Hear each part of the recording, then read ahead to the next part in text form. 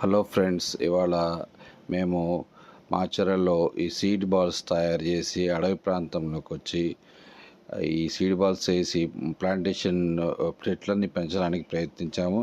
Seed balls అంటే కనుక ఆవు పేడ, సాయిల్, మట్టి కలిపి బాల్స్ లాగా తయారు చేసి వాటిలో సీడ్లు పెట్టడం వల్ల కొంచెం ఎండబెట్టిన తర్వాత ఆ సీడ్ బాల్స్తో తయారవుతాయి. ఆ సీడ్ బాల్స్ తీసుకొచ్చి చెట్లు లేని ప్రాంతంలో వేయటం వల్ల అక్కడ సస్యశ్యామలంగా తయారవుతుంది.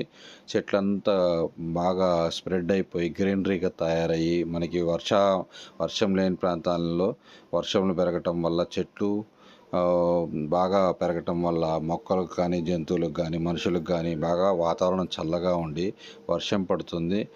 అక్కడ మనం ఇప్పుడు ఈ కాలంలో మనం ఏం చేస్తున్నామంటే అందరం ఏసీలు బాగా పెరిగిపోయినాయి. అట్లా లేకుండానే మనం వాతావరణం చల్లగా ఉండేటట్టు చేయొచ్చు. నేను అందరూ మొక్కలు నాటడం, చెట్లు నాటడం అందరూ బాధ్యతగా భావిస్తాను. అందరూ కూడా ప్రయత్నించాలని కోరుతున్నాను. వృక్షో రక్షతి రక్షితః. Thank you.